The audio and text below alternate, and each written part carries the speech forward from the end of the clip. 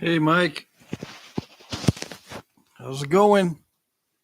First, yep. Good evening. Hello, everyone. Just two people. Hey, Tommy Taylor. Second, yes. Yeah, I recorded a video earlier, but I'll upload it after the live stream. A napping video. Did I do one yesterday? Oh, yeah, I think I did. I'm doing well loading up the rock tumbler. Yeah. Styly Designs. Hey. Kiowa. Hey. Everybody's on time today. Evening. Let me know if you got messages. Like, do you get notifications of the live stream, or you just know it's going to be at 8 o'clock? Uh, I'll start posting more notification type things, or maybe community tab type things. I just need to figure it out. Hey, Justin, David DeLorenzo, Old Napper, yeah. Tommy Taylor's here. You did a part one, haven't watched it yet. Yeah, okay. Yeah. I got to make a pressure flaker to get that big old step fracture out of that piece. It shouldn't be too hard because it's a heat treat. It's Buffalo River heat treat. I should be able to pressure that out. Hey, Scott Lauer, Midbar. Saw the notification after making dinner. Yum yum. Yeah, I just had dinner too.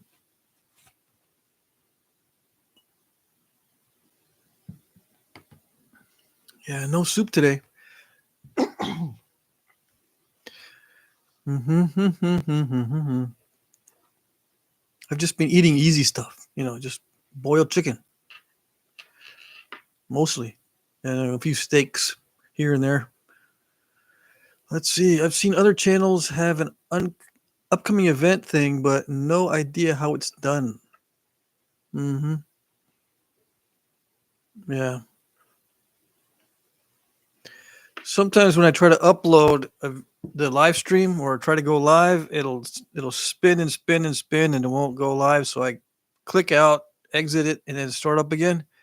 But that first one that was spinning still shows up in my feed as pending, like pending live stream coming up. So I have to delete it. It's stupid. Hey, Jesse, Napamaniacs. Yep.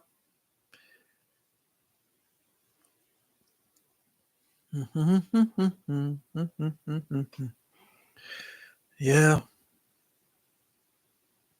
Napamaniacs.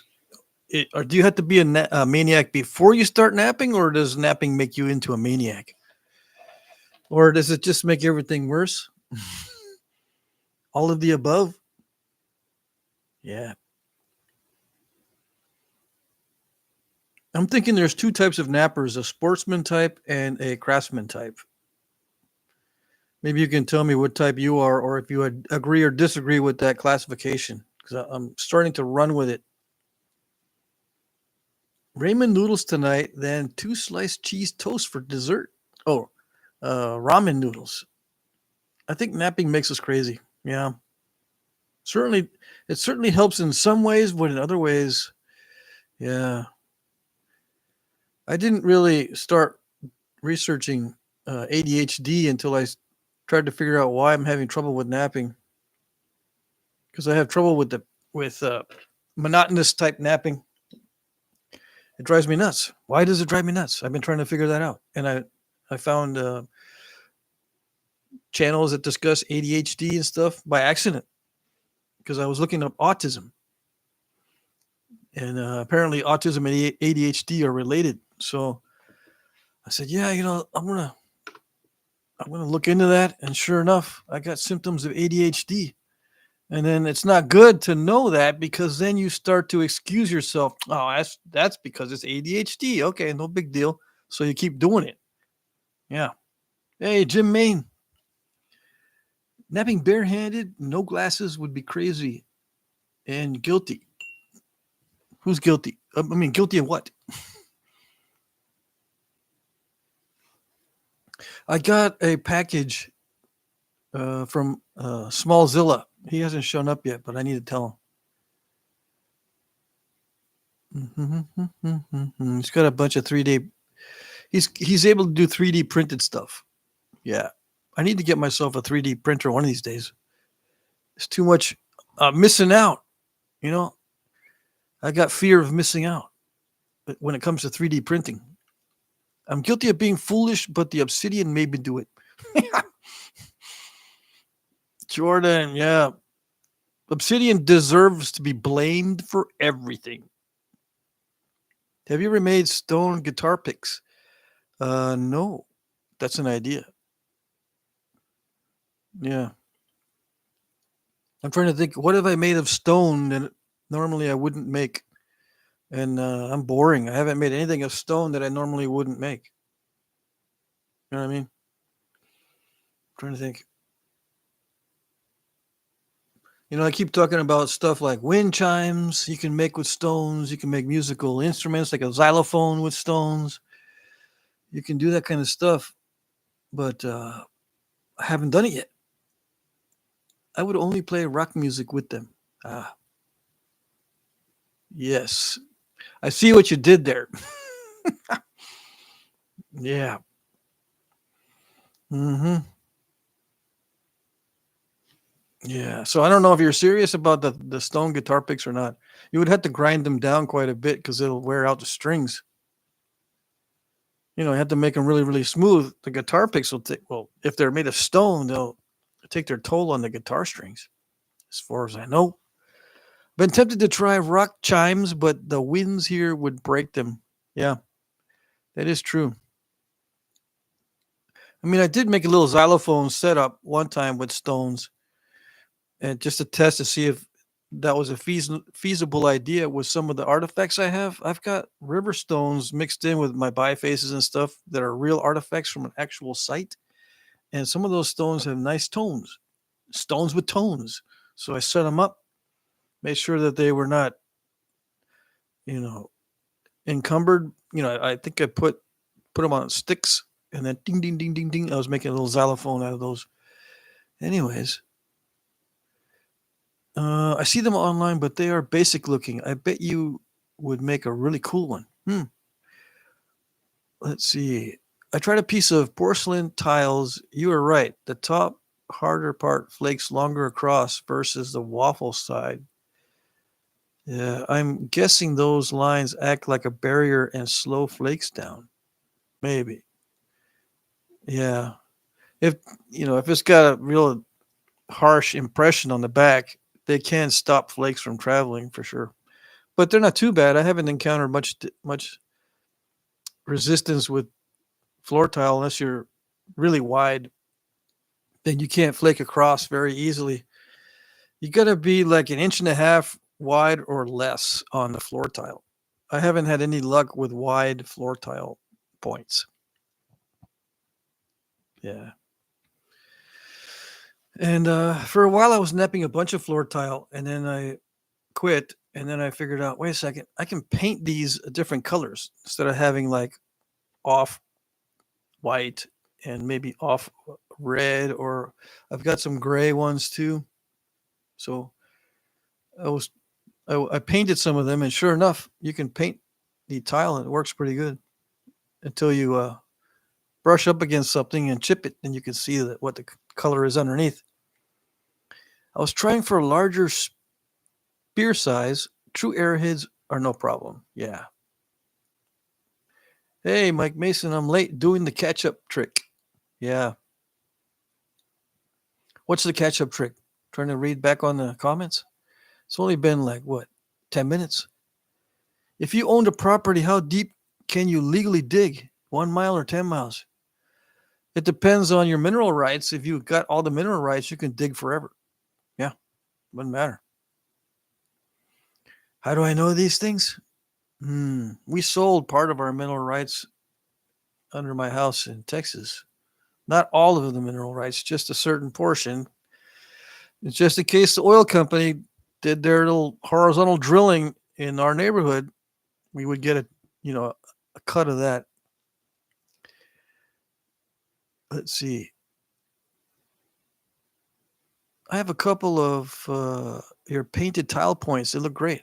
Hey, Justin. Yeah, that's right. I did send a couple of those out. Jesse, how many members do we have now? Let's see. I don't remember how many. I hardly ever check the stats anymore. I can check. See. Memberships. 28 members. 28 members? Holy moly. That's a lot of members. Where are the names? I want to see. No, they don't give names. They just give stats on the members or something. Oh, here's some of them. Recent activity. The 3 latest guys. Jeremiah, Paul, and Danny. Those are the latest. What do we got here? I finally napped and posted a point today. Been 4 months and I'm definitely rusty. Michael, Red-Eyed Patriot. Yeah, he gets rusty 4 months and you can forget a lot of stuff about napping, completely forget. Kiowa, have you ever made a whistling tip arrowhead? Nope, never made one of those. Not interested. Wahoo, let's see. How do I become a member? I don't know. You have to click somewhere on the screen. I don't know how to do it. Somebody knows. I mean, Michael, Red-Eyed Patriot, knows all that stuff. I can research it and I'll know how to do it once, but then after a couple of days, I forget. I remember you mentioning you are attending Nappins. Which one? The Heart of Texas Nappins in Brady, Texas. There's 2 of those every year. One is in April, one is in October. I'm going to try to go to the one in April and maybe the one in October also. But it takes me 30 some odd hours to get there. So it's kind of expensive for me to take the trip. So I'm thinking of going only once a year instead of twice a year. And then maybe go to a nap in here close by. There's one in Letchworth, New York, I think, right? At the museum or fairgrounds. I can't remember. I need to go to that one because that's much closer to me. And there's some guys, they might show up in the chat that also go to Letchworth. I need to go meet him. Can you dig as deep as you want on private property? Yes, if you own the mineral rights, you can dig as deep as you want. If you don't own the mineral rights, you can't dig. Yeah. Or you had to get a permit or permission. Depends on what you want to dig for. But yeah, most of the time you can dig as far as you want on your property.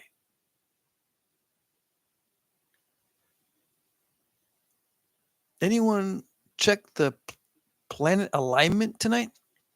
No. I checked it the other night when they announced that they were going to be kind of in a line, and it was cool. I saw them all. They were all displayed across the night sky, and I saw them here because there's hardly any light pollution. You can see the stars very brightly here. Yeah, and there's no smog. There's no interference. It was cool. What are splayed-tipped arrowheads used for? The ones that look like upside-down arrowheads? The ones that are forked? Is that what you mean? Or you mean the transverse arrowheads with the chisel tips?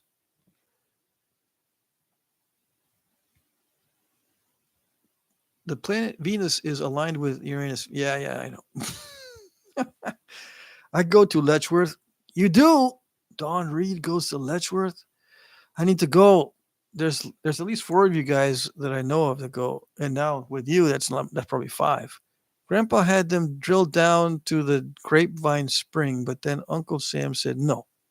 Town is inside the National Recreation Area and rules are strict. Okay. No prospecting allowed inside the border either. Yeah, that's a bummer. I'm going to the next Pennsylvania one. Awesome. I gotta update my lists. Let me write that down.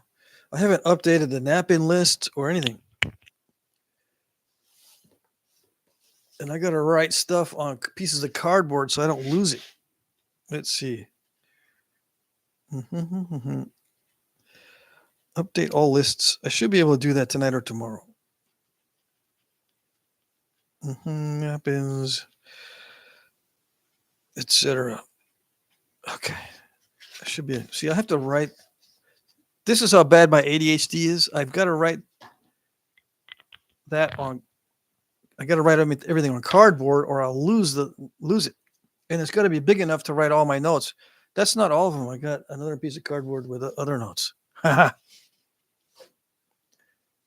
that's not all of them. That's just the latest, the most important stuff. Let's see.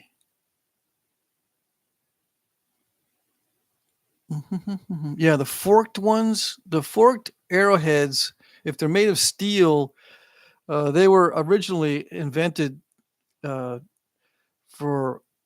well, at least one thing that I've seen is they were invented to cut ropes on ships. Okay. And it cripples the sailing vessels when you shoot those arrows. But splayed arrows for hunting are used mostly for birds and stuff like that. You can shoot those in warfare, but most of the time that I've seen accounts of those fork-tipped arrowheads are used in naval warfare to cripple sailing ships. Let's see, Mike Tufts, Ellen Cole, Jordan Kirkpatrick. In your experience, what's the most consistent stone? The most consistent stone of all stones. Other than obsidian, right? Obsidian is very consistent in most cases. Other than that, the most consistent stone, amoeba chert. Yep. Catch-up trick is speed up play from beginning. I got to try that. Tomorrow is my grandmother's funeral. I'm crashing early. You guys have a good night. All right, Michael, we'll see you. Have a good night. State of Hawaii, you do not own mineral rights of any kind on your property. Oh, dang it. Bald Eagle is the one in Pennsylvania. The Bald Eagle Nap-In in Pennsylvania. Okay, I think I've got that on my list. It sounds familiar, but maybe not. Maybe I don't.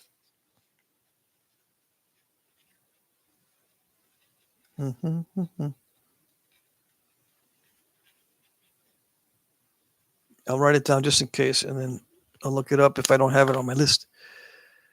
Let's see. Sorry for the loss of your grandma. Yeah. Mike Tuff said sorry for the loss. Digging maybe for well water. One guy on a mountain dig far down enough to get spring in the mountain. Yeah. Yeah. Let's see. I read some ordinances the other day, but I don't think I don't think I read the part about mineral rights here in Vermont. I think I have full mineral rights here in Vermont too. I had it in Texas. Let's see. I saw a video of a transverse point tearing up a gel ballistic dummy. It opened a huge hole. Yeah. The transverse arrowheads are for regular hunting. Yeah. But if I were to use a transverse arrowhead, I would use it for fish because it looks like it'll cut through the spine. As soon as you cut through a spine or hit the spine hard enough on a fish, it gets stunned or it gets paralyzed and it'll float. As long as you don't cut the bladder, the air bladder.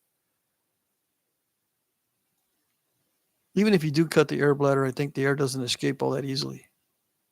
You got to cut a lot, like through the stomach and all that too. So yeah, I would use it for shooting fish, that transverse arrowhead. But I'm sure it was used for other things. Alrighty. They supposed to show up in West Tennessee tonight. Make it I can make out about 3 planets. Oh, okay. Las Vegas, straight west of us, makes a big light bubble, but other than that, we can get a full sky of stars. Awesome. Yeah. I cannot believe there are actually laws on collecting rocks commercially. You can't believe it?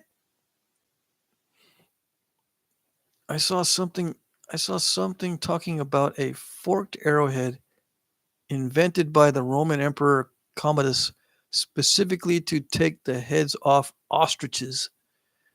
Oh dang. I suppose as long as it's yeah, the odds are really good that it's going to hit in a way to slice the head or slice the neck of an ostrich.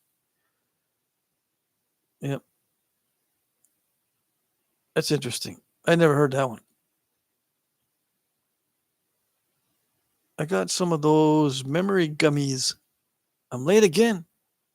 Hey Ed, I got to get some of those memory gummies. Okay. Yeah, I don't know if they work. Ed Gould, I don't know if those work. I just got up. I just caught up. What are the odds I'll make less sense from here? Oh, they're pretty good, especially if you take a drink every time someone mentions a Flintknapping topic. I think they use crescent points for small game so the arrows would dive into the brush. They kind of stand up. I suppose so. They wouldn't dive into the brush. They kind of stand up. Well, yeah, it prevents the arrows from going further into the underbrush. That's true. Yep. But it could also interfere with your shot if there's like a little branch or leaf in between you and the target and you didn't calculate the arc enough or accurately enough and the arrow can hit something before it hits your target. That's not a good thing. Um, and small game can be taken with uh, other types of points a lot more effectively, like the big blunts. And those don't go into the underbrush very easily either. You've seen the ones that have got big bulbous wooden tips on the arrows. Those are good for small game, as far as I know. I've never shot small game with those. I think they use crescent. Okay. Kind of a silly question, but I want to take a trip to Glass Buttes. Do you risk flat tires driving out there? Uh, do you need to bring a couple spares? I would imagine shards in a road cut could be bad. Yeah. Some of these guys have been up to Glass Buttes. I haven't been up there. So I would imagine you would need to make sure you have a spare or two. Yeah. It's a good idea. But yeah, I think, let's see. I'm going to, Tommy Taylor. One of these guys I know has been up to Glass Buttes. Maybe he'll chime in. Let's see. Hello, all the stars of Friday Night Live. The stars, yes.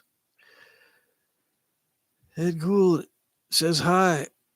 Alan Cole, I'll be your memory gummy for smashing that like button. There you go. Ed, look for the spelling gummy. Yeah. The spelling gummies might hopefully they work. It makes it easier for me if you use a spelling gummy or whatever. My obsidian spot is North Parks, Arizona. No flat tires yet, but the dirt sticks to everything. Nasty. Bad on brake drums. Yeah.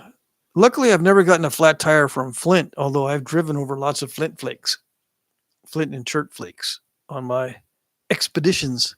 I wouldn't say lots of it, but sometimes also you'll see a broken flint or chert nodule in the dirt road itself where cars have been running over it, and apparently no one gets a flat. A forester is walking through the forest and a tree yells, "Stop! You can't cut me down. I'm a talking tree." The forester responds, "Yeah, and you'll dialogue. You'll be a log and you'll be dead." Cheers, Jesse. I'm just going to start trolling everyone since I'm missing the trolls. Then do it. Invent another name too. Like I don't know, just invent a weird Flintknapping name like Chip in Your Shoe or something like that. And so we don't know it's you doing it. I don't know it's you if you call yourself Chip in the Shoe. Friday night, woohoo! Yeah, Smallzilla's here. I've got your package, and I was gonna. I don't know if I sent you the email yet or not. I took photos of your package, and I was gonna send you an email. Harley, Ed, will you need 2 gummies to laugh at that joke? Yeah, you'll need 2 gummies. Artichoke, have you ever napped silver Shriver chert? I found some on the side of the road. Sliced my hand when I picked it up. I don't think I've heard of Shriver chert. Double woohoo! Yay! Chief Chip. Oh yeah, Chief Chip in the Pants.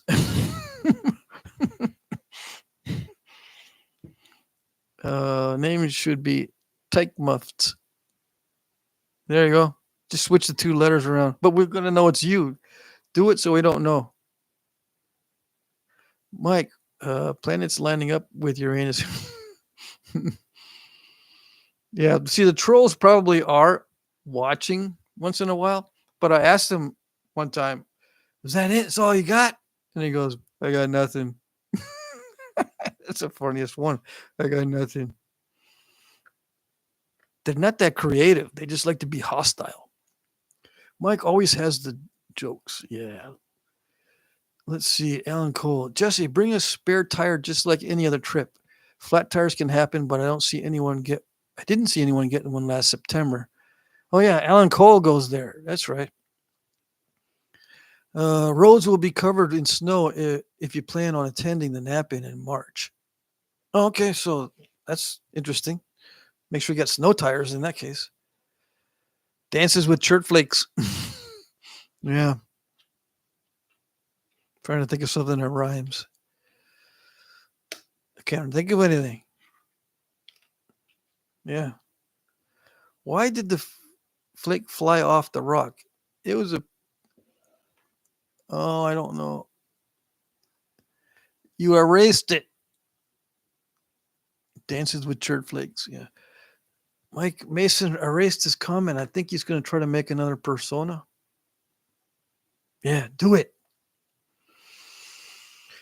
I was gonna read again tonight a little excerpt because I was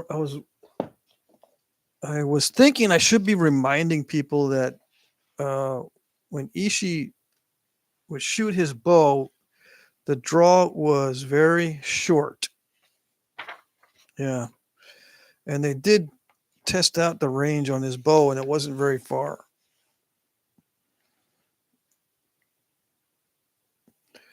Let's see. I'm going to read some stuff from Yahi Archery. This book, Yahi Archery. If you need the link to the book, just put it in the comment section, and I'll get to it. After the live stream. All right. It says in here for arrow points. For making arrowheads, bone and obsidian and flint were used by the Yahi. Flint Ishii designated as Pana Kaina. And he seemed to like it because of its varied colors. But Haka or obsidian was in commoner use, and among the Yahi it served even as money. Boulders of obsidian were traded from tribe to tribe throughout his country. They probably came by way of the Hat Creek Indians from Shasta County and other districts where this volcanic glass was prevalent.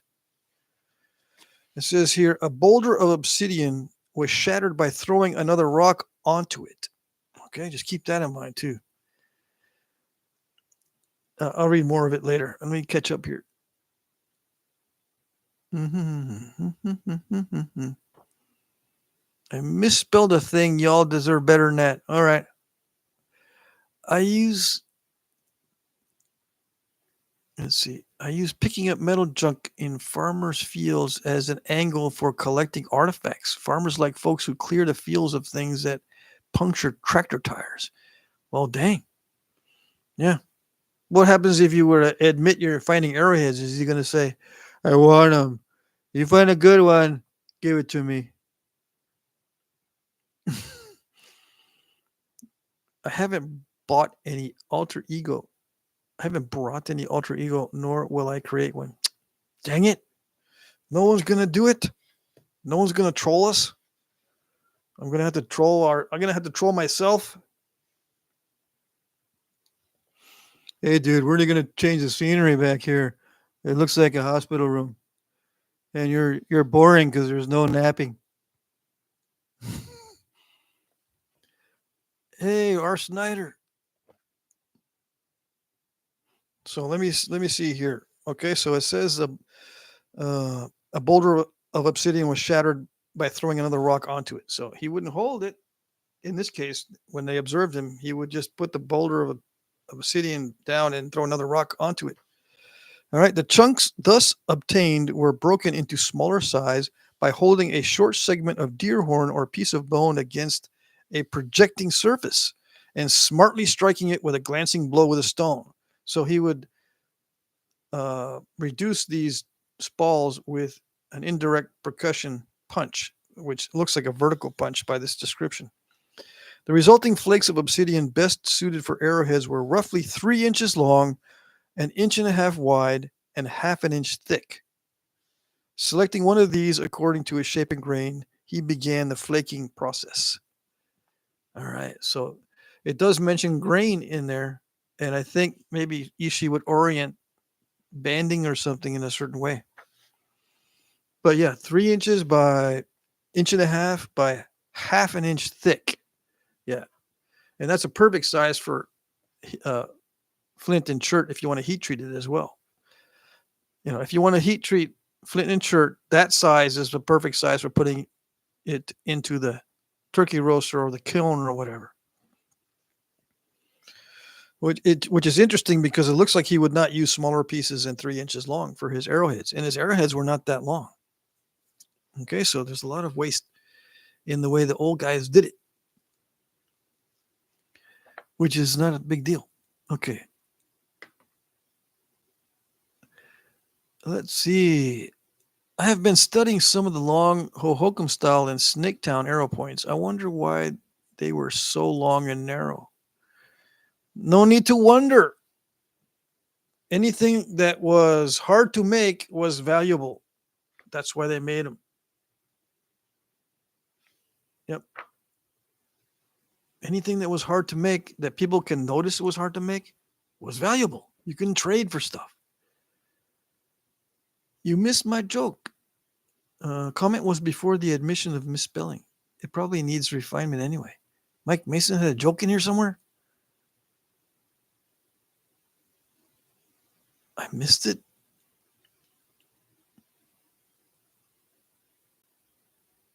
Oh, but yeah, I didn't miss your joke. It was retracted, and then you put it back. But I didn't see you put it back until until just now because the chat advances.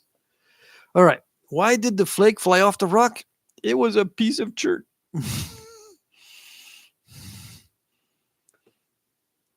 Let's see. Friday Night Live with all the chippers of Tomorrow. Mike made up a Marvel comic troll name. Did he? Well, let's see. Where is it? I need to learn to buy face on the spot. Bucket gets heavy when I'm a rock goblin. Yeah, definitely. You need to chip stuff out in the field. Yeah, just don't leave your chips everywhere. Kind of localize them in one spot. Yeah.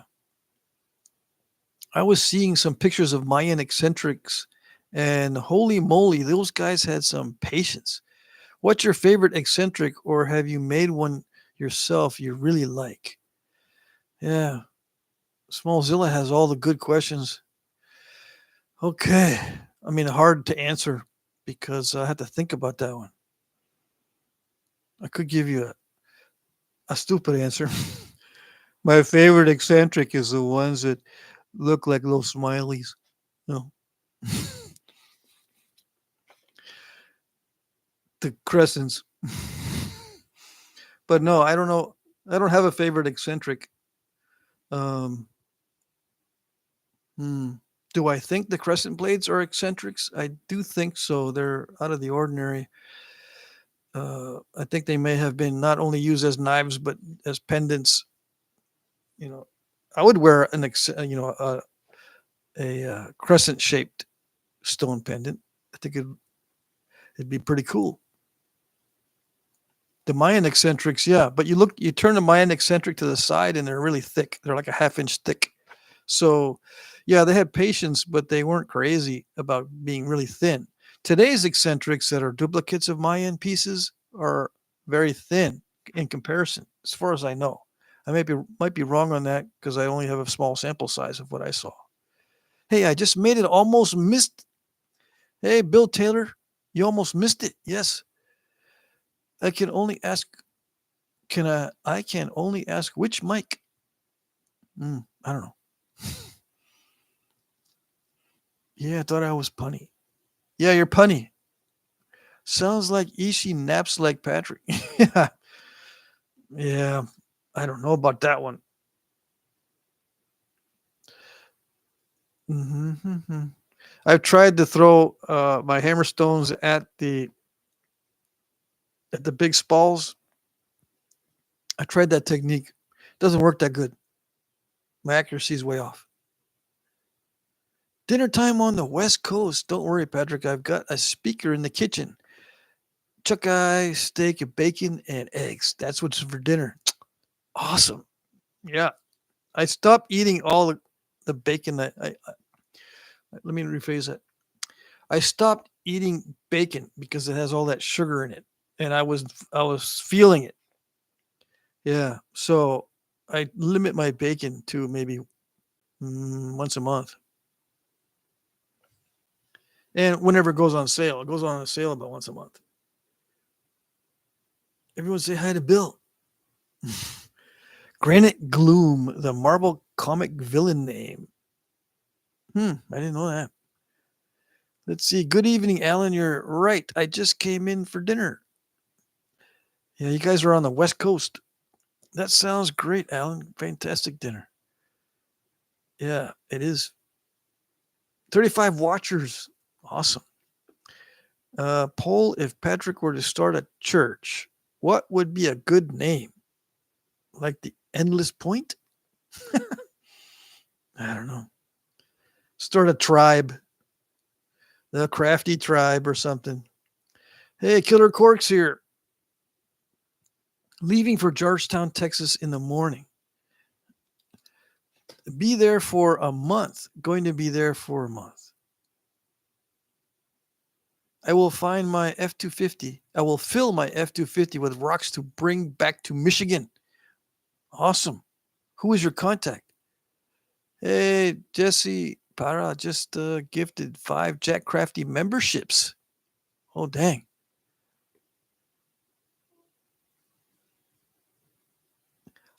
Let's see. Mike Mason, I took a look at dead standing common reed in my area for arrow shafts today. It seems skinny. I don't think I'll use it. Yeah, the common reed is not that great at all. I would, there's a bunch of other options.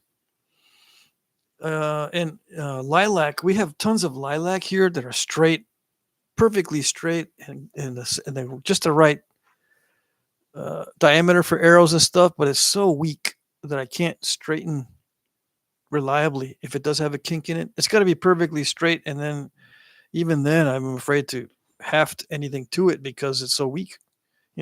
The foreshaft will be hafted into it, but I'm afraid that'll break there at that joint. I'll try to make some arrows out of lilac because I've got so much of it back here, and other stuff. And I found out that I can use the butterfly bush that we have growing here too. It's pretty good. I don't know about the. It has nodes on it, so I may have to keep some of the nodes on there. And if I do that, then it's probably better for little darts because it doesn't have to pass a bow. Nodes and nodules on wood arrows, they make noise when they pass by the bow. Yeah. Leaving for George. Okay. Dead standing common reed is also going to be weaker because it is dead standing. You need to season it yourself. It does make it a bit stronger. Dead standing is not good. It has dry rot in most cases. I had fish and chips, walleye fillets for dinner. Oh, dang, that sounds good. Where do I start to look? Ross Wellman. What does that mean? Are you the one that's going to go to Texas with your truck? No, Ross Wellman. Oh, yeah. You're just going to go blind down into Texas and you're asking me, where do I start to look? Oh, goodness. You guys need to learn that you've got to have a contact where you're going. Okay. If you just drive, you're not going to find anything. And let's say you are a genius at Google Maps and you can see from Google Maps and Street View, you can see Flint and Chert. All right. And then you go there. Where'd it go? It's not there no more. That's because, first of all, the Google Street Maps is 6 months old or a year old. And number two, everyone else is doing that too. You got to have a contact to get to private property. And I'm not going to tell you where it is here on the live stream. And even if I were to tell you with an email or a text or something like that, chances are you'll tell your buddy or one of your buddies, and then the word will get out. And then it'll be gone. And then someone will say, all right, who's the one that told? Who is it that told where the honey hole was? I only told Ross. That's it. Aha, you're the one. That was my honey hole. Yeah. Can't do it. Let's see. Where am I? Yeah, let's go back to where Jesse bought gifted 5 Jack Crafty memberships. Justin Cornelius was gifted one. Cantrum, Juggle Izzle, Wes V. All right. Congratulations, everybody. Ross Wellman, I'm from Michigan. Can I have some? Yeah. Let's see.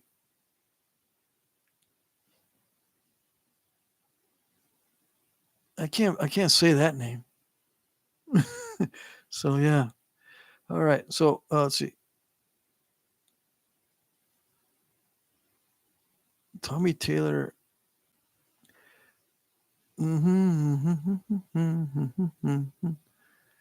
Yeah, awesome. I'm trying to catch up with the chat here. Hold on. Justin Cornelius says, dang, Jesse, thank you. Yes. Let's see. I think the gift memberships only last a month, but not sure exactly how it works. Yeah, I'm pretty sure that's a month only. Yeah. But it's a nice gesture for sure. And it's money. Hey, Ross, another Michigander.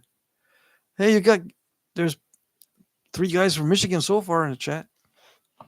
Smallzilla, on the subject of food, are there any things that you're missing with your diet?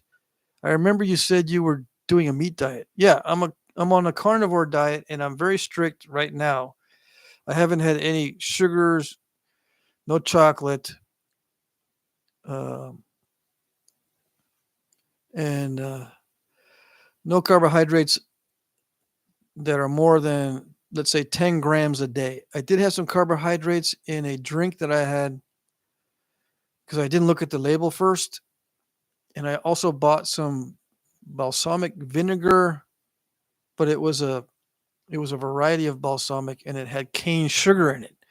But before I read the label, I had some uh, I had some with some steak. I like to dip my steak in either steak sauce or some other type of liquid. And yeah, it had sugar in it. It has that balsamic, whatever it was, had for 1 teaspoon had 10 grams or 11 grams of sugar. Yeah. So I miss everything because I used to be Mr. Cookies, Cakes, and Candies for dessert, Mr. Ice Cream, Mr. Toast, everything on toast. And my favorite candies are Reese's Pieces and Mounds. And my sister knew what I liked. So whenever I go to her house, she'd have, okay, here's a little bowl or a little cup full of candies and stuff, my favorite stuff. Oh, you know me too well. On there, I used to weigh 205 pounds at my heaviest, and I'm only 5'8". So it was a lot of weight. And then I would work behind a desk all day and drinking coffee with creamer and all that. I had no problems with carbohydrates up until the age of like 35. And then it started hitting me. And I didn't realize that that's what it was. Even before that, like around the age of 25, I could tell that a diet of strictly carbohydrates during the day was knocking me out by midday. So I'd be in college at that time, and I would bring Pop Tarts. I'd bring hot dogs with the bun and everything. And these days, I say that because these days I eat hot dogs without the bun. And I'd bring all these little snacks, these corn chips and all that kind of stuff, Fritos and all that, for my meals at college because I would just get ready, pack all my stuff into my backpack, and then take off. And I'd be at college all day. I'd go to college on Tuesdays and Thursdays all day. And man, it would wipe me out. But then when I hit 35, it started to mess with my brain. And by the age of 45 and between 45 and 50, I was experiencing early onset dementia and heavy cravings for sugar. I couldn't tell if I was hungry or thirsty, and it was just messing me up. And of course, the weight. I could not lose any of the weight. So let's see. When did I start my carnivore diet? Well, I've been on a strict diet for 5 years. So at around 55 years old, it changed the whole ball game. I reversed my early onset dementia. I reversed my pre-diabetic symptoms. I reversed my bad breath. I was starting to get bad breath. I hadn't had bad breath problems ever until my 50s. But I reversed that too if I don't eat sugar or if I don't have carbohydrates. And I have not regretted it one bit, except I miss all the candies and stuff. Yes, I do. So I cheat on Christmas and New Year's and my birthday, which happens to be very close together. So I have once a year, I have 2 weeks of backsliding. And man, it takes me about a month to get over it. Let's see. Is that enough explanation? I think I went into it too far. Let's see. Where am I? Yeah, keep those secret spots secret. Yeah. People would kill for the location of the honey holes. Oh, yeah. And they keep it under wraps for sure. Let's see. Church of Grok? Yeah, maybe. I argue with Grok almost every day. Let's see.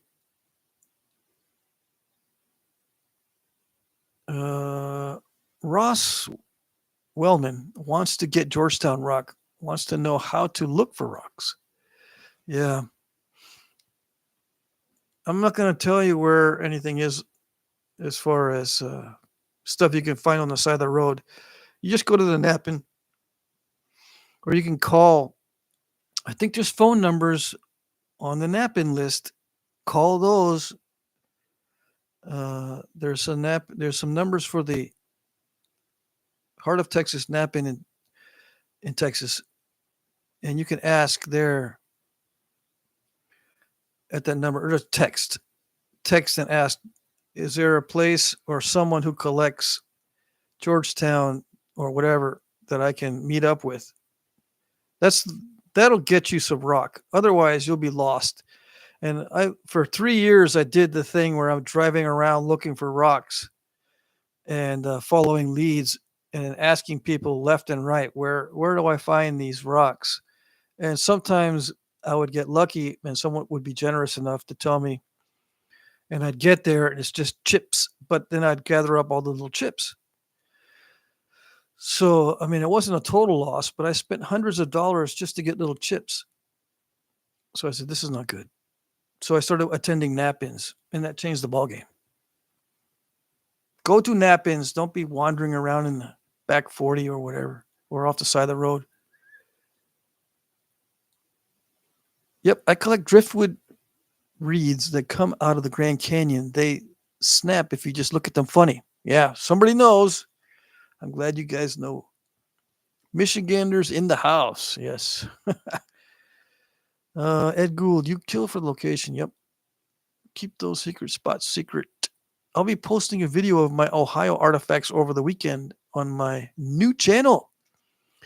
You forgot to mention what your new channel name is, Ralph. Mike Mason. Yo, Michigan. Is Detroit as bad as my brother said? He is from the sticks like me. As for Corn is here. Happy Mardi Gras weekend, y'all. It's Mardi Gras weekend? I thought you could choose on the gifted memberships, but it does it randomly. I don't know. Let's see. Detroit is great if you stay in the good areas. Yeah. Are there good areas in Detroit? No offense. Let's see. I was wondering why those names come up. Oh, yeah. You got that right, R. Snyder. R. Snyder, what's your new channel? Yeah. List what your new channel is. I eat very similar to Patrick. I found eating red meat daily helps me keep on track. It's the least inflammatory of all diets. Oh, yeah. Speaking of inflammatory, I used to be Mr. Cook in vegetable oil and seed oil. Oh, yeah. Everything had to be cooked in the vegetable oils and seed oils. Those are the most inflammatory things you could possibly eat. Vegetable oils and seed oils. They're terrible. Yeah. And one of my favorite things is peanut butter. So I just used to sit, instead of eating dinner, I would just have a little jar of peanut butter. That's only my jar. And I would just eat peanut butter. It was terrible. Highly inflammatory. My hands were much thicker than they are now. And they would be painful to clench my hands. And my wrists were really bad. I reversed all that stuff by not eating carbohydrates, not eating sugar. Keep carbohydrates to 5 grams per day or less, and only eat meat, eggs, water, salt, and some spices and vinegar and pickles. Some vegetables hardly have any carbohydrates, like cucumbers. I'll eat pickles, which are cucumbers. Tomatoes, I'll eat salsa because it just has peppers and tomatoes and onions. It doesn't have much carbs in them. And there's no sugar. But that's it. Meat, eggs, and water, fish. Meat, eggs, water, fish, and salt. And I don't worry about having too much salt because your body will get rid of whatever. It's very, very difficult to drink or eat too much salt. And if you have Native American heritage, I found that it's best for you to eat a red meat diet as well.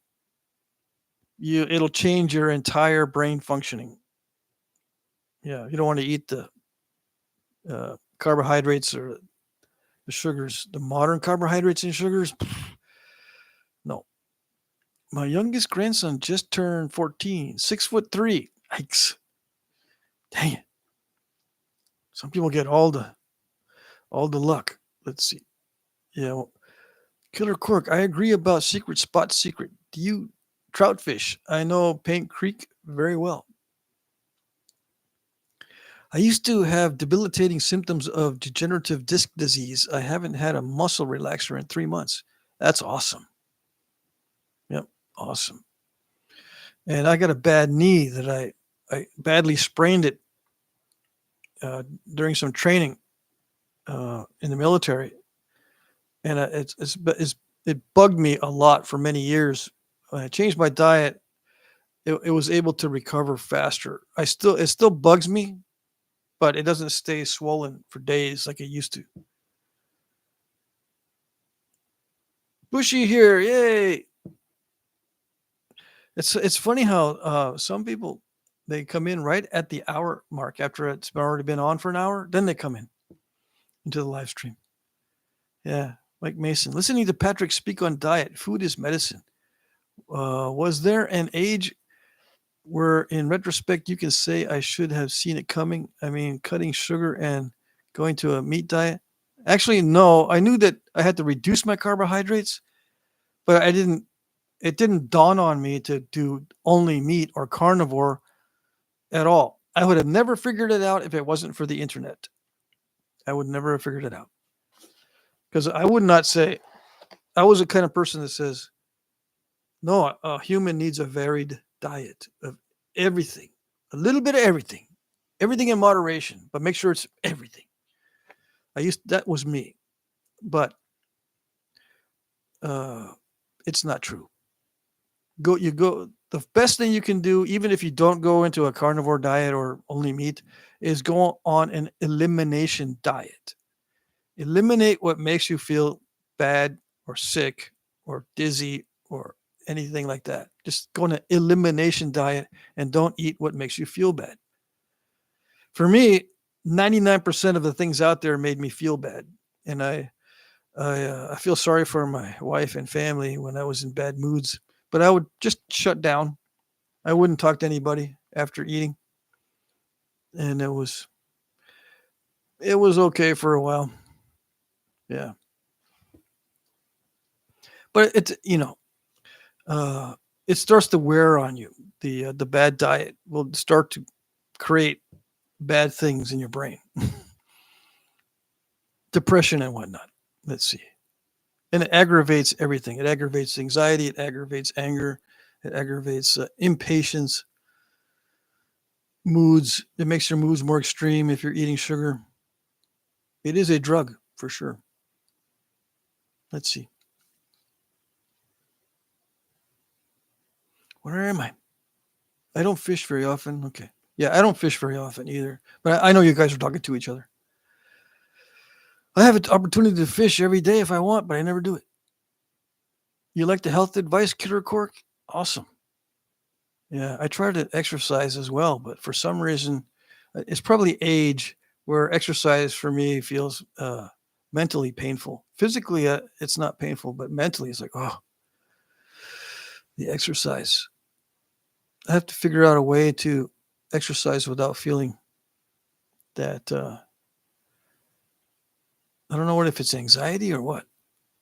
Liking, let's see. Hey guys, taking wifey out to eat. Talk to you guys soon. All right, we'll see you. Have a good dinner. Yes, yes. I owned a bait tackle shop for 38 years. Dang. You know all the ins and outs on all the bait. As for Corn says he's on an elimination diet right now and it sucks. Yeah, no one said it was going to be nice. Yeah, they say you go through these flu-like symptoms and it's true. When I went back on only meats recently, like last month, I've been on it very, very strictly for a month.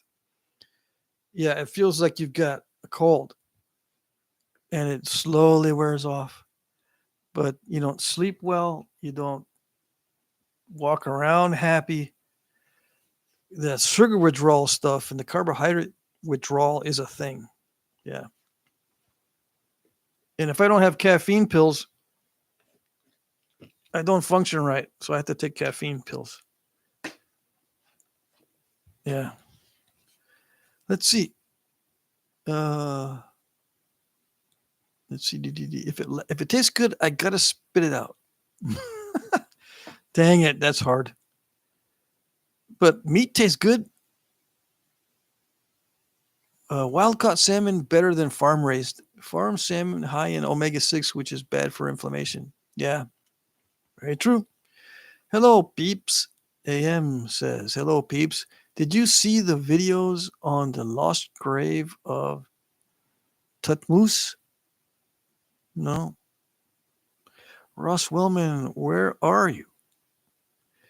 Let's see. When I get that urge to exercise, I like to plant my butt firmly on the couch and watch television until that urge passes.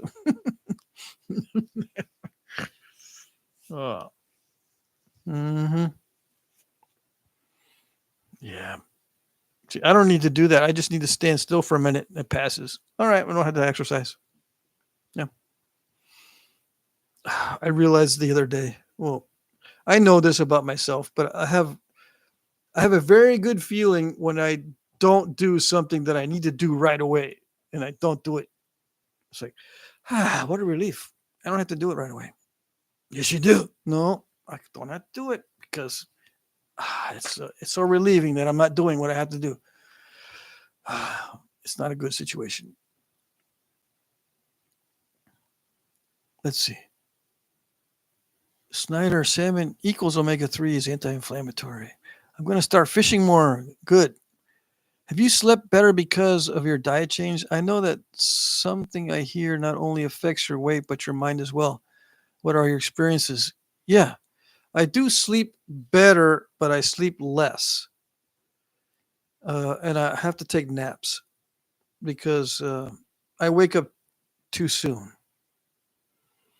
Yeah.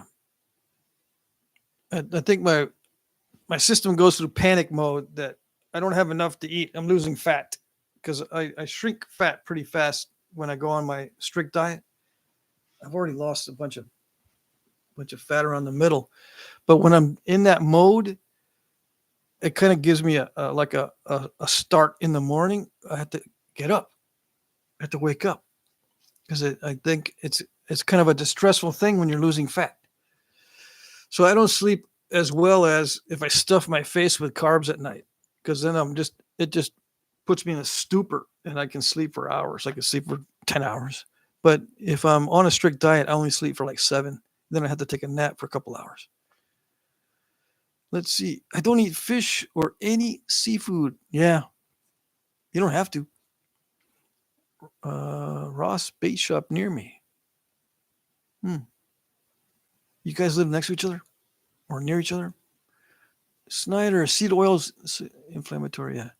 Okay, there is a Ross bait shop here in New York too. I worked at Lakeside Fishing Shop when I was in high school. One of the best bait shops in Southeast Michigan. R. Snyder.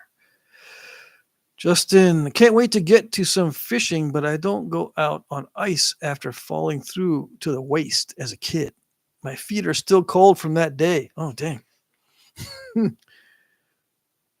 Ellen Cork says, Killer Cork, you lost your first K? I don't know what that means. Sorry, Ellen. It was S for corn.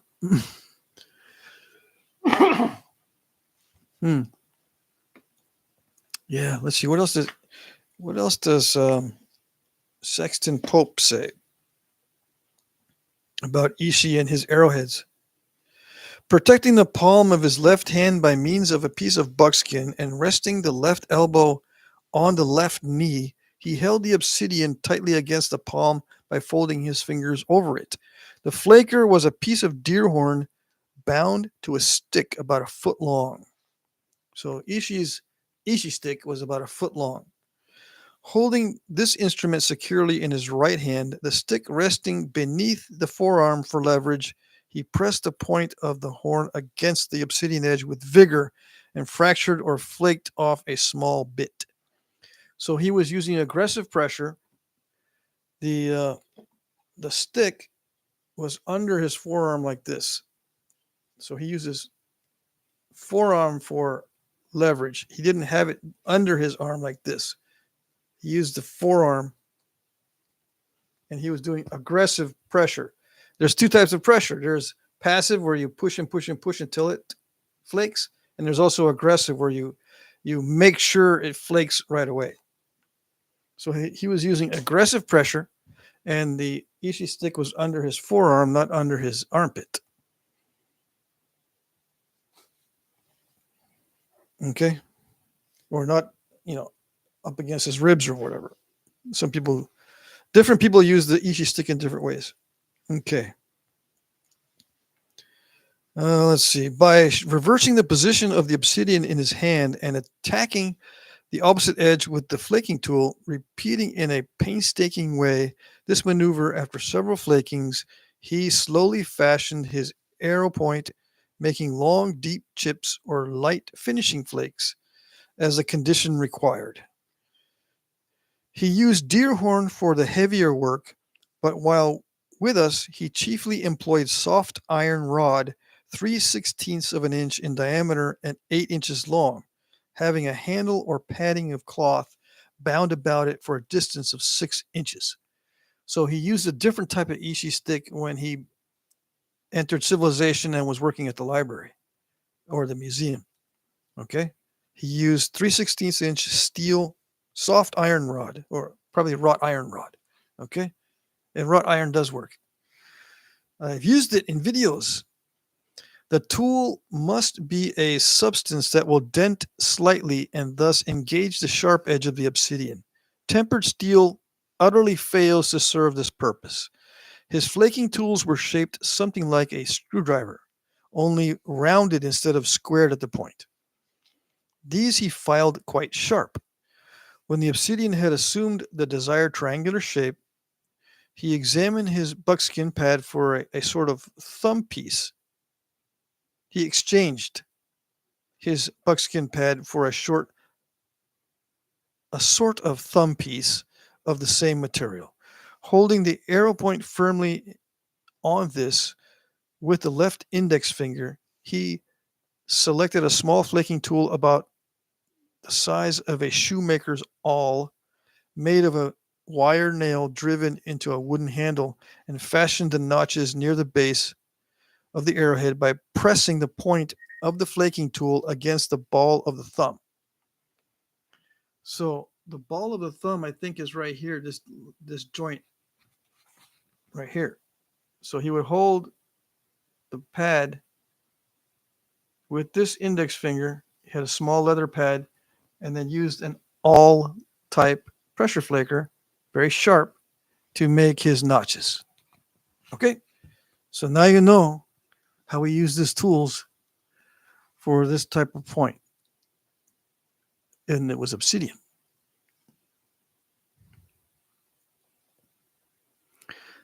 Jason, I quit eating beef and switched to venison. We found 3 deer last a whole year. Have lost tons of weight. Awesome. You lost weight by switching to venison. Yeah. Interesting. Lots of ice here. Yeah, I know. Bushy's got lots of ice and snow. Jim Cooper, back to napping. I'd like to try some nice Horse Creek. Oh, yeah. Horse Creek is very colorful. Alan, that is true. Omega-3 is great anti-inflammatory. I need to make longer shafted flakers. My short ones are murder on my wrist. Yep. If that's the case, then make them longer. For sure. I like artifacts made of Horse Creek chert, red, white, and blue, just like our flag. I have heard pokeberries were traditionally used as arthritis treatment. The seeds to contain an astringent beet not to chew. 3 per day. Don't give medical advice. I don't give medical advice. Okay. Yeah. We have pokeberries around here. Pokeweed. I got a bunch back here too. There's a patch of it. We got pokeweed back here. The birds like it, but they're They're funny. It took the birds a long time to finally come around and strip all the pokeberries off. I guess they just go from one yard to the next. It takes a long time to get to my yard, I guess. Let's see. Ross Wellman. Patrick, I have been watching your channel for 2 years. Started napping a year ago and it totally taken over all my thoughts. All right.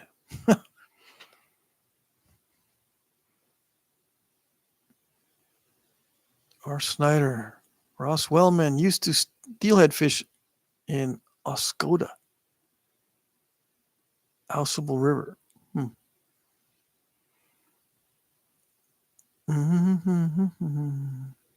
I had gold fever before I caught the napping fever, says Midbar. Darn rocks. Yeah. Prospecting. Interesting stuff. I've watched a bunch of prospecting videos. Last fall, I had a lot of fun sifting gravel for sapphires in Montana. Really? Did you get any? It says here to continuing with the book. Let's see. It says to make a head of this type required about half an hour. So Ishii took about a half an hour to make his arrowheads. He made them in all sizes and shapes. Large spike-like heads were for gift arrows and war. Okay, large spike-like heads were for gift arrows and war. Medium-sized heads, perhaps 1.5 inches long, 3/4 inches wide, and 1/4 inch thick, were for ordinary deer shooting, while small flat oval heads were for shooting bear. Okay, so it's kind of the opposite of what people would think. He used the largest points for the smallest targets. The humans are smaller than deer and bear. For the bear, he used the smallest arrowheads. Kind of ironic, huh? Interesting. Yeah, but people go, no, I don't want to live in a world where the smallest arrowheads get shot toward the biggest animals. I don't like that world.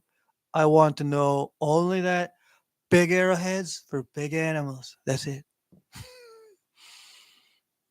Do you know people like that? No? You haven't been around long enough. Let's see. Ross Willman. I know what you mean. It's all. Let's see. The napping fever is real. Yes, it is. I'm digging your readings about Ishii. Very nice. Oh, good.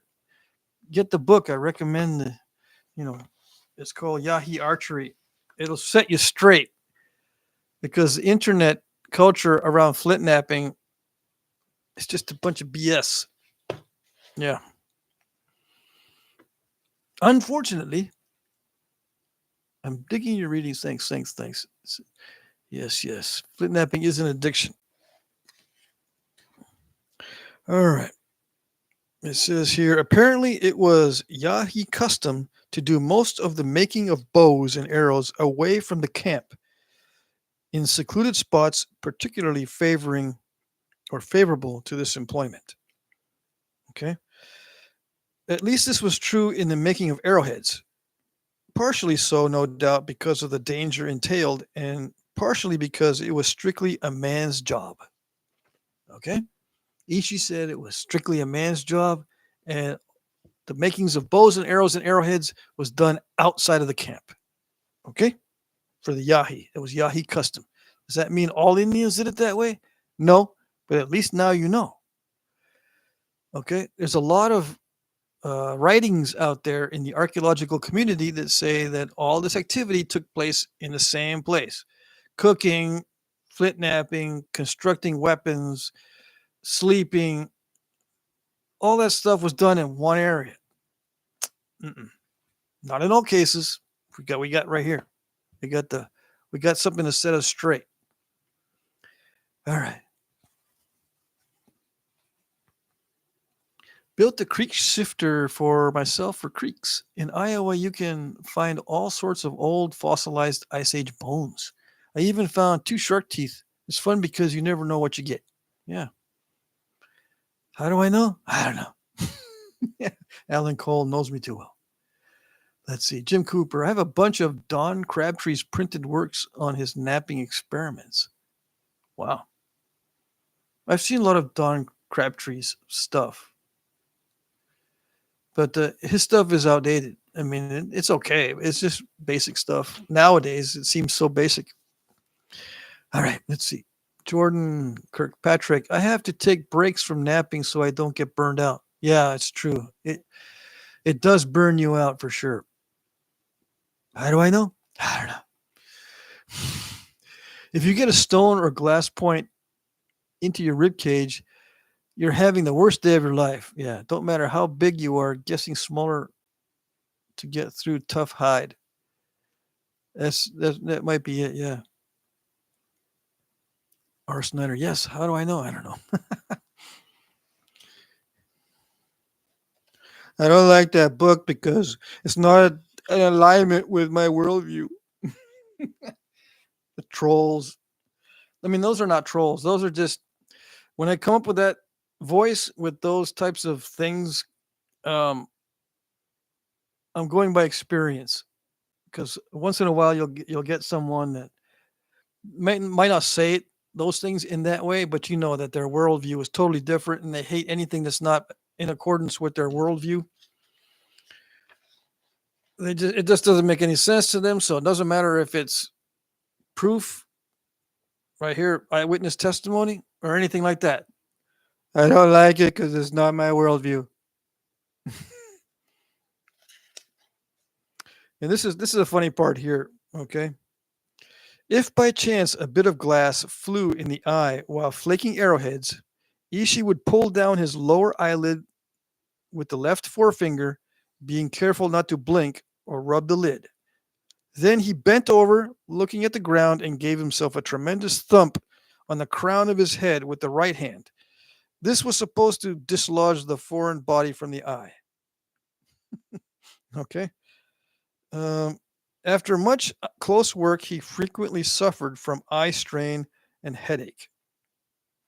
His distant vision was excellent, but like many Indians, he was astigmatic. He also complained of fatigue and cramp in his hands after prolonged flaking. Ishi got napper's cramp too. I didn't make it up, did I? No, I didn't. Have I read this book before? Could be. Justin, how about the corner of a table saw that happened to me a couple years back? Okay, I missed some stuff. If you get a stone or glass point in your rib cage, okay, I read that too. But the funny thing is, he used to smack his head and hold his eye open to get the flakes out if he got a flake in his eye. That's funny. Okay, this is how you make arrowheads outside of camp. Okay, it says here, Ishi said that men congregated in a circle in a warm, sunny place, painted their faces with black mud to keep the flying flakes out of their eyes, and maintained silence, either for ceremonial purposes or to avoid getting pieces of flint or glass in their mouths. Among their theories of disease, one of which they most usually invoked was the supposed presence of bits of obsidian or spines of cactus and similar sharp objects in the system or in your body. Okay. The medicine man gave support to this theory, moreover, by the magical extraction of such objects from his patients by means of sucking on the painful spot. Okay. So, like if back then, if you had a chip in your finger, you'd try to suck it out, basically. And if you had sickness or illness or disease, they would attribute it to either you swallowed some rock chips or some thorns or cactus. That's what they used to think. So they knew that the rock chips were dangerous, okay, and they knew that they could get it in their system, and you could tell after someone had eaten a rock chip that it was not good for them. Okay, and it did happen. So uh, sometimes I mention the fact that I don't like shooting meat with arrowheads that I'm going to eat because of the rock chips. And it's right in here too. All right. So I'm not making it up. You're annoying me with that stuff. Stop saying you don't make things up because your whole spiel is just a bunch of BS. Let's see.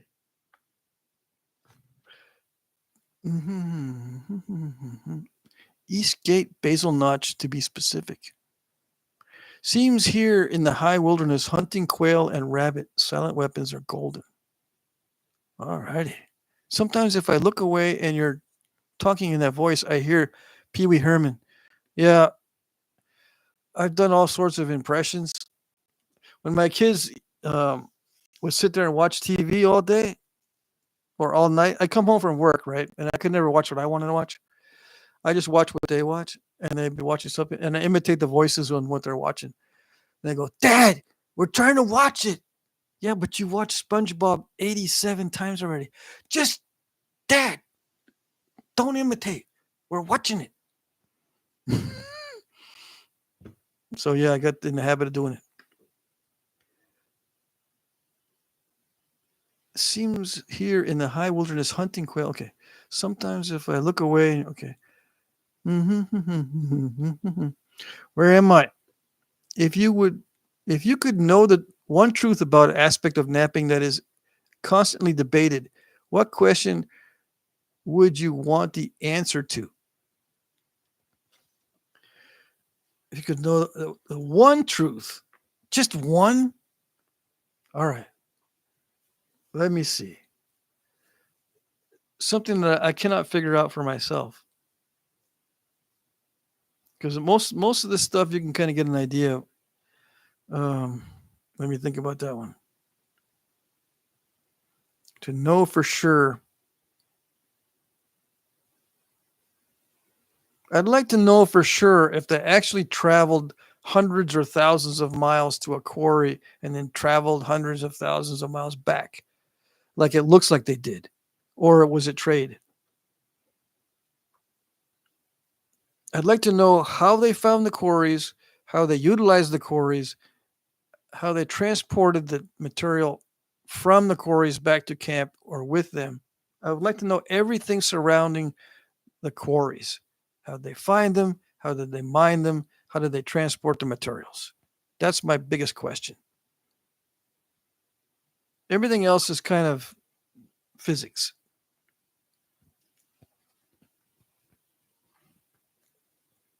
I've had some bad days on the Delta table saw back in the, and one reason why I'm curious about the quarries is because back in the day, everything was covered, overgrown. There was no clearing of forests. There was no easy access to anything. Everything was overgrown and huge, gigantic, old growth trees, vines, hostile inhabitants everywhere. How do they manage to find the quarries when everything was covered by vegetation? Or did they pass on the knowledge generation down generation that, yeah, we've known that for forever? That's just what the quarries up there. Or you go down the river, follow it for 500 miles, and then after 500 miles, the quarry's right there. Just paddle up the river, 10,000 strokes, and then stop, and there's the quarry. I don't know how they would figure this stuff out. I've had some bad days on the Delta table. See, Ishi, the last nappers camp Yahi. Yeah. You mean he had eyeballs tough as woodpecker lips? I was being sarcastic that day. Yeah, Ishi had eyeballs tough as woodpecker lips. Justin, it would be more accurate to say I was shot at the table saw by gravity off a ladder. Needless to say, my impromptu experiment regarding spontaneous human flight did not go well. I got nailed. Let's see. I got nailed with my trim saw the other day. Wound up with 3 stitches. Yikes. The trim saw is supposed to be pretty nice. I got to get one of those. supposed to be pretty good these days. I got to get a new set of tools. All my tools are like 20 years old. My granddaughter can't wait for the blood to fly so she can get the Band-Aids out. Really? That's interesting. Let's see. That voice reminds me of Boo Boo from Yogi. Yeah. Great show, Patrick. Hey, Dawn. Thanks. I got something for you, Dawn. Should I show it to you? Oh, it's in the thumbnail. So, yeah, I can show it to you. I'm going to send this to you.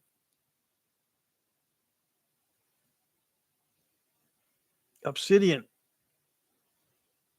I made the notches extra deep for you. And the tip extra pointy. Well, not extra pointy, but a very, very sharp. And it's kind of thin. Yeah. I'm going to send that to you tomorrow. Well, yeah, Saturday, the post office is open till noon. Good to see you. My right index finger, I went with red, white, and blue stitches, but it wound up just been red, blue. That's it. Patrick sounds like Patrick from SpongeBob when he's doing the character, figured it out. Yeah, well, I get that blended in too, but Patrick's more of a deep voice, like, I don't like things. You know, it's much deeper. Let's see. Seems we all remember those bad days. Yeah. Is mayonnaise an instrument? I don't know what that means. Patrick Starr. Oh, yeah. Okay. Before Columbus, there was a big Indian war near me over a quarry between the Mohegans and the Mohawks near Schenectady, New York. Dang it.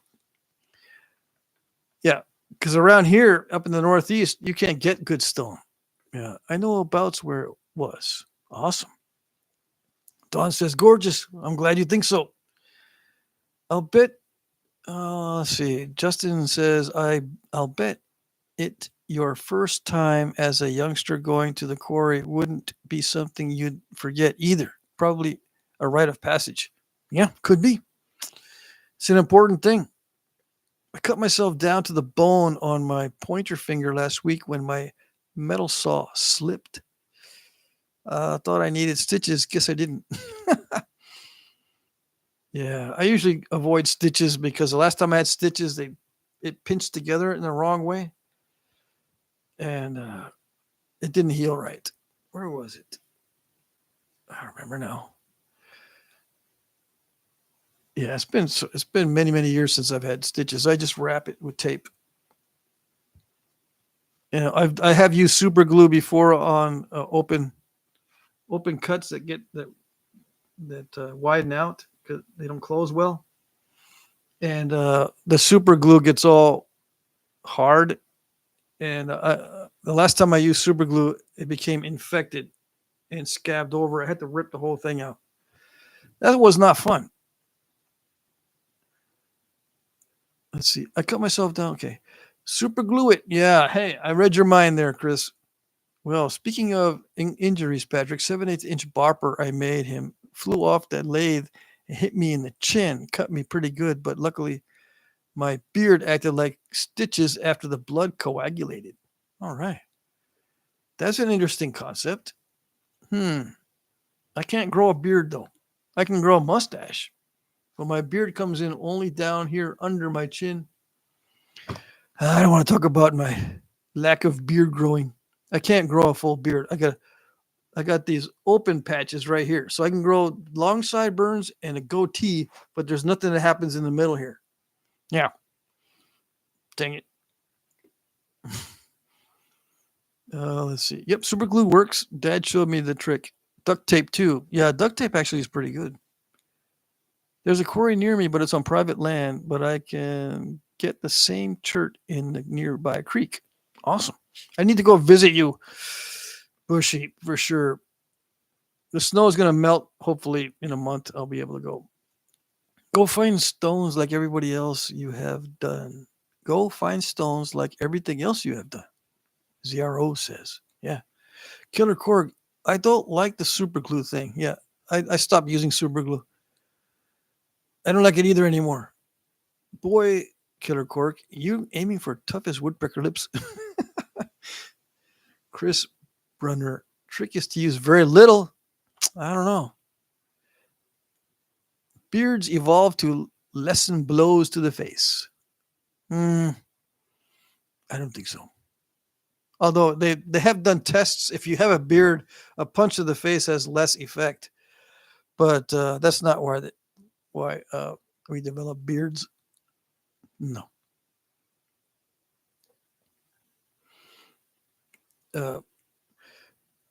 I've read some. I'm not saying that I'm knowledgeable on this topic, but I've read some about domestication traits that follow after you being domesticated. Like a dog will have droopy ears and stuff like that, and different eye color than a wild canine, and the curly tail. It's different from the wild canine. Those are all domesticated traits. Humans have traits of domestication as well. And one of those traits is continuously growing hair, either on the face, the head, or wherever. It's usually the face and head that's a domestication trait, continuously growing hair. So beards develop because of selective breeding. Yes. Not from some sort of evolutionary advantage. I guess the women like the beards or something. Okay. Let's see. Where am I on this here? Doctors use a super glue method. Theirs is purple, but it's still the same thing. But it's not quite the same because the one my dad would get bad cuts just from a simple bump. He'd tear open his skin. It was so thin. And we would use a super glue type stuff, but it's more flexible than the super glue you normally find at the store. The super glue I put on my dad's cuts was flexible. It was almost like a plastic and like a bandage after it dried. That was good stuff. This is let's see, Midbar. They made me shave my peach fuzz in the Navy 38 years ago. Now I have a beard everywhere. Yeah, but that's hormones. Yeah, I think it's a myth. Well, it is a myth that the more you shave, the thicker your beard grows in. But it's because of your hormone change. That's what causes a thicker hair. Yeah, they made me shave my peach fuzz too. I was in Sea Cadets in high school. I was going to go in the Navy instead of the Army. Right when I was in high school, I was in Sea Cadets. They had a group at the submarine base, and I was going to be a submariner. Right. And I went to boot camp in the Sea Cadets, and they made me shave, and I had peach fuzz everywhere, and I never forget. Yeah, first forced shave. You will shave. You will get up. The first thing you will do is you will shave. All right, fine. Let's see. I sliced myself on obsidian. So out came the electrical tape till I was finished working. And by the time I went in to clean up and put on a real Band-Aid, I could not find the cut. It resealed itself. How long were you out there? Let's see. Justin Cornelius. Cold? Who you asking? Aim for the chin. Cuts clean. Hey, that's a question since, let's see. Smallzilla asks, hey, that's a question since we're talking about beards. Did the natives shave? No, they plucked. I remember learning somewhere that the hair was part of their culture. So haircuts are an interesting question too. No, they plucked the hairs out. And yeah, it hurts. They plucked their beards, they plucked their mustaches, they plucked their eyebrows, they plucked their underarm hair. They plucked everywhere. And I'm not joking. Okay. Why did they do that? Mainly because they wanted to get rid of that body lice. Okay. Everyone plucked their hairs out of their face as much as they could. The women would leave their hair on their heads, and the men would leave a small patch of hair usually. Well, it depends on the culture. Some Indians left most of their hair, and you'll see some Indians on the West Coast that did have mustaches, and you can see it in their artwork as well. But yeah, they plucked all their hair out. That's how they got rid of it. They didn't shave. They plucked it out. And yeah, it hurts like a you know what. Uh, let's see. Yep, sliced my thumb on obsidian once and didn't know it for 3 days.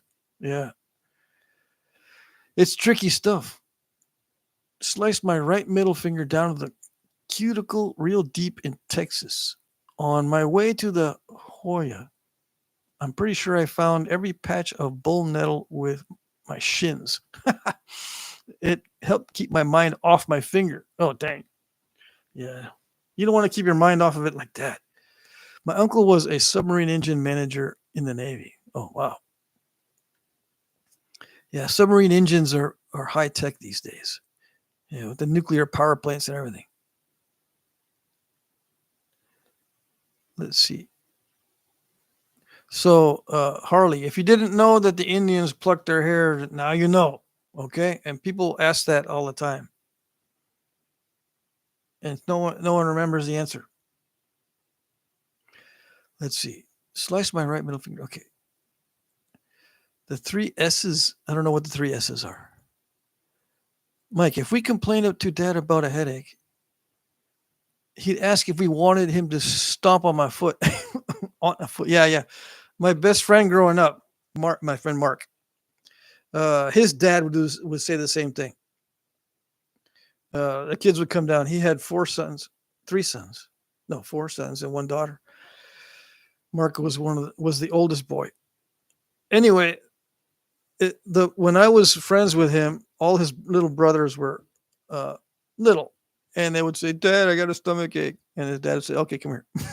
No, Dad, it's okay. I don't have a stomach ache.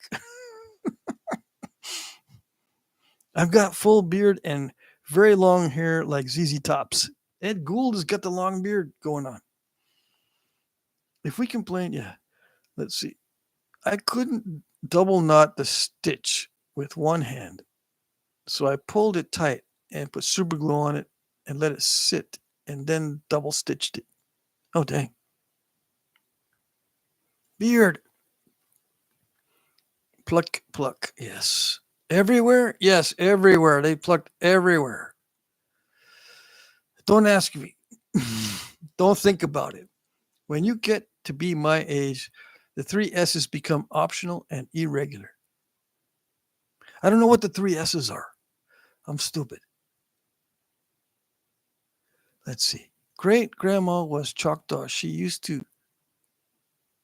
fire to shave. Well, you can use fire to reduce your hair, but to shave with fire, I don't know. I don't believe it. That grandma was tougher than woodpecker lips, if that's the case. As a butcher, when I would cut myself, I would use bone dust and it would stop the bleeding almost immediately. And I would heal a nasty cut in a day and a half. Oh, dang. Didn't know that. I was on the Nautilus once. What's it? I can't remember. I think I was on a nuclear submarine called the John Paul Jones or something. When we were, one day we went on a trip. I can't remember exactly the name of the submarine, but I got to see everything. They said, "You guys, we're going in the classified area. Make sure there's no cameras. Forget everything you heard. I'm not going to explain. We're just going to go down there." We're all like, "Okay." So I got to see the engine room and all that stuff, classified stuff. I don't remember. We got to see the missile tubes. Oh, yes. I forget the name of the missiles now. Let's see. And we got to see the firing sequence, the 3 keys, like they have in the movies. We got to see that. Let's see. Midbar. I got a nephew that's going to be tougher than me. Old woodpecker lips here. Yeah. Struggle, success, significance. Oh, okay. I don't know. He's guessing. Yeah. What are the 3 S's? Chris says, every native man I've known couldn't even grow a beard if they wanted. Lucky to grow a skinny mustache. Yeah, well, that's true as well. But not every not every Native American is like that. But yeah, they didn't have much hair for sure. Yeah, so it wasn't that difficult to pluck the hairs out. And again, it was selective breeding. Native American women don't like hairy guys, apparently. So yeah, uh, that's probably one of the reasons why I don't have much hair either. I'm part Native American, but my dad doesn't have much either. Oh, he has a full beard, yeah, but as far as hair on his back and all that kind of stuff, he doesn't have any. Anyway, um, I actually looked into that personal hygiene. I tried one year.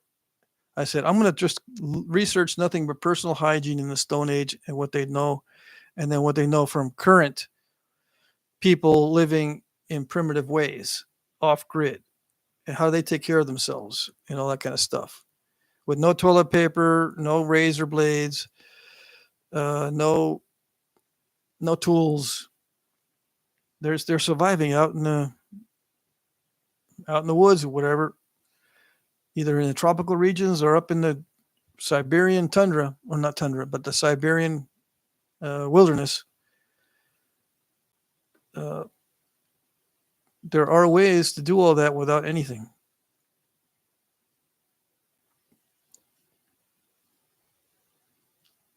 Mm-hmm. Shot, shave, and shine. Maybe so. Yeah, shit, shave, and shine. Well, the three S's are they are yeah, shit, shower, and shave in the military. In the military, they call it the three S's. Okay, shit, shower, and shave. There you go. Yeah, in the morning. Yes, that's they told us to do that. My first experience with boot camp was in the Sea Cadets, and they told us to do that. Luckily, I didn't have to scrub the bathroom with a toothbrush. That wasn't until I got into the regular army. Then I had to scrub the bathroom floor with a toothbrush. Yeah, and I don't think I didn't get into trouble for that. It's just random. Blank, get over there. Toothbrush. Oh, dang it. Why me? And I had this thing about drains. I had to scrub the drain. Oh, yeah. Okay. Let's see. Great Grams and 4 of her children lived to 96. Dang. It would be cool to have a picture of everyone holding their favorite piece. Yeah. Uh, let's see. Midbar, cause I won't stop him from learning from his own mistakes. Let's see. Gotta head off for the night. Okay, Smallzilla, Harley. We'll see you later. Some fantastic information and a great stream. Hope you enjoy the package. Oh yes, it looks pretty cool so far. I did look into it. I saw the photographs and I saw the indirect percussion stick that you made. I think I'm going to use that one as a pressure flaker, actually. Uh, Let me know. I can't remember if you wanted me to show those on video or not. I think you might have wanted to keep these under wraps for now because they're just experimental things. Let's see. Good move, Mike. My dad, we warn and then sit back to watch. I don't know what that means. Nautilus was in Groton, Connecticut, and the Lionfish is in Fall River, Massachusetts. I was on that also for a tour. I see. Ed Gould, I bought that 16-inch Black Beauty from Danny. I'm part Cherokee, says Killer Cork. Very small part. Yeah, I'm 1/8 Native American, apparently Pueblo Indian. But 23andMe doesn't go into that anymore. They used to go into it more. I got my 23andMe test several years ago. They used to be more detailed in the various heritages. Now they're better at giving you the percentages, but they don't give you the histories anymore, I guess. I don't know. Maybe I'm looking in the right spot on my updates. But yeah, when I did get the 23andMe test back, I'm about 1/8 Native American Pueblo Indian from the Southwest. Let's see. I'm so pasty. Well, you're not the only one that's pasty. Jim Cooper, I'm so white, I'm almost clear. Yeah. Uh, I hate going in the sun, so I'm not just white. I'm neon white, like Jeff Dunham says. Yeah. Always thought it was a shit shower and shave. Yes, that's what it is. I'm an Indian outlaw, half Cherokee and Choctaw. My baby, she's a Chippewa. She's one of a kind. Yeah, Tim McGraw. I'm going for a cookie and bed. Don't let the wife know about the cookie. Good night, all. Okay. All right, Bushy. We'll see you on the next one. Let's see. I got the light skin and towhead hair from dad and ma's bones. Older bro got the opposite genetics. I see. I'm supposed to have Blackfoot and Cherokee. I ain't taking the tests. Okay, yeah, you don't. Yeah, it might not be a good idea to give someone else your DNA, but too late for me now. I took the test already. They got me. They also got my fingerprints on file too because of the military. They got everything on me. I can't hide. I'm supposed to have Blackfoot and Cherokee. I ain't taking the test yet. Let's see. I'm half-blooded Kiowa and half Irish on my dad's side. I have black hair but grow a red beard. It's very rare that I meet a full blood outside of my family. Yeah. Yep. That's many such cases. Yeah, my best friend that I was just talking about a little while ago, he was Irish, black hair, red beard. So that's on. I have Irish as well. My dad is Irish and German. My mom is Spanish and Native American. So uh, Spanish from Spain. My mama's family is. Uh, she doesn't look like the typical indigenous Mexican. She's from Mexico. She looks like a European, but she's got. I think her grandmother. Yeah, her grandmother was I think, full-blooded Indian. Because she would talk about her grandmother. She stayed with her grandmother for a year or two when she was a little girl. When her dad, my grandfather, got remarried, the two kids from the first wife went to live with grandma, and she told me all about grandma. She knew how to do medicines or make medicines from all these different plants, and my mom was always fascinated from that point on how to use medicinal plants. And she'd always try to get me to try this and that. And no, I don't like it because I feel sick. And I didn't even know at the time that I had plant allergies. Anyways, it was funny. Looking back, it's funny. Yeah. But she would talk about her grandmother knowing everything, little secrets. Her grandmother, to cure my mom's flu one time, she her grandmother put her in bed, covered her all over with the blankets. Uh, well, it was a sheet, and it uh, tucked the sheet in all around the mattress. And my mom says, I couldn't breathe. It was so hot under the sheets. And my grandmother wouldn't let me out. But after a little while, she took me out, got in the shower. And after that, I felt good.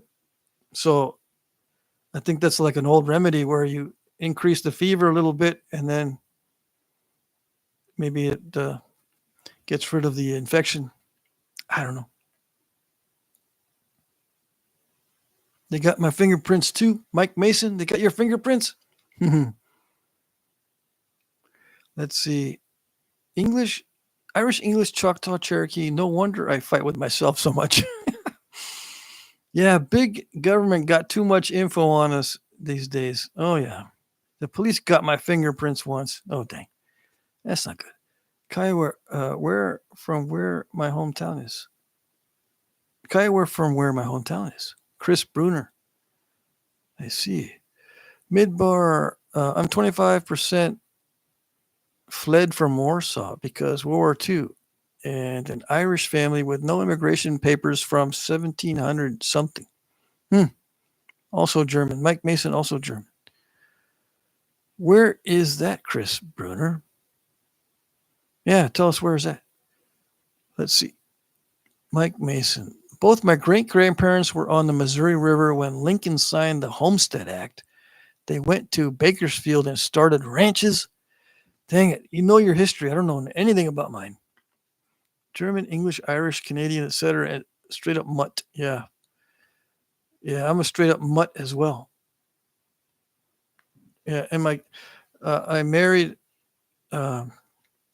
someone with very similar genetic background or heritage, or I don't know what you call it, but except she's English instead of Irish.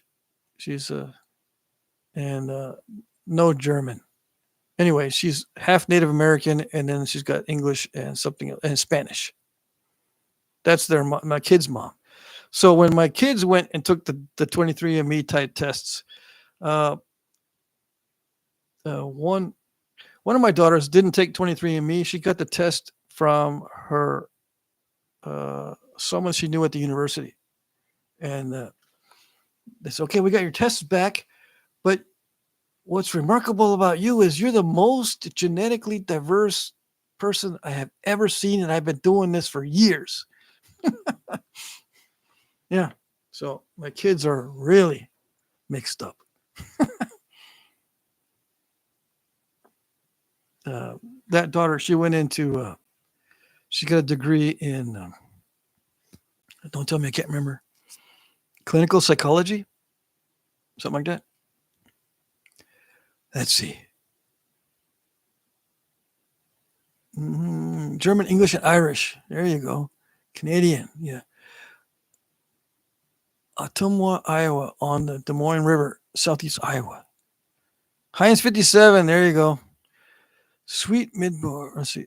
Sweet Midbar. I don't have a for sure story, but some of the rumors in the family have led me to be curious about the Polish underground.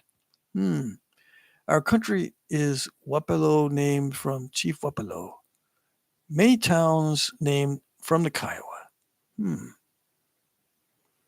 I have an uncle that wrote a book on my family tree on my dad's side. Well, dang it. Nobody in my family is that smart. Although I got a bunch of records, but they're not from my family. My dad has a bunch of records he thinks from the blank family, but they're not. We're not related to them. It's not as closely related as we might think. Yeah, my last name is blank. It's a German name, but we've got like a couple of books that are, I guess they're copies of census books or something like that from Germany, and one from the States. Anyway, I can't find any link up to anyone in those books from my ancestors, and I've been looking through 23andMe and back in the family tree and stuff, and no one's related there, not directly anyway, that I can see. Anyway, so you're lucky you got a book written on the family tree. Yeah, my father's mother did a deep genealogy on the family. Oldest records they found with my last name was a guy that got arrested in what became Missouri Territory in 1630. Oh, dang. Most of us are Heinz 57. Yeah, it's getting more that way here in the U.S. Yeah, so it's good because then they can't point to you as being only one thing. Yeah. My uncle used to call me Redbone. I didn't know it was supposed to be an insult. I thought it sounded cool. It does sound kind of cool. Call someone Redbone, but I guess it's something similar to Knucklehead. Yeah, I guess I don't know.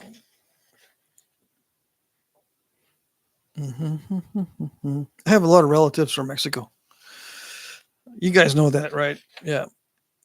Sometimes I have a little bit of a Mexican accent when I'm goofing around,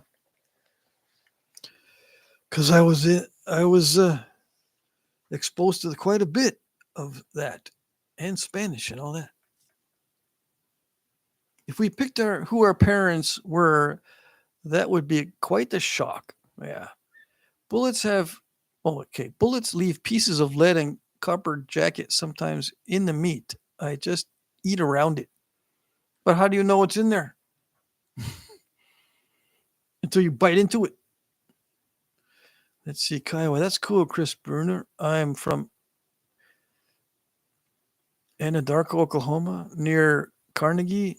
There's a lot of natives in that area. I had no idea the Kiowas were out that way. Yeah.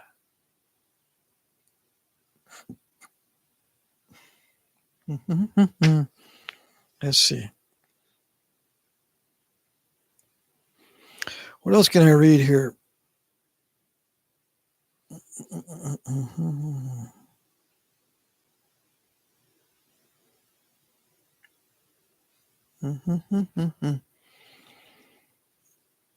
Yeah, I think I already read some of this other stuff.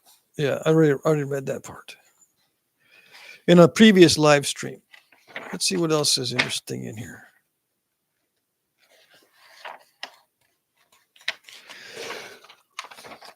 Excuse me. Okay, I don't know if I've read this before, but let's read it again.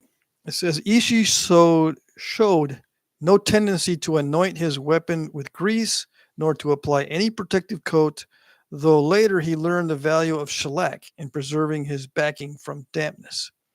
The great aversion he had to shooting while any let's see. Yeah, the great aversion he had to shooting while any fog or moisture was in the air rather indicates that his bow was without the coverings of fat or wax or resin so frequently used by archers in other parts of the world.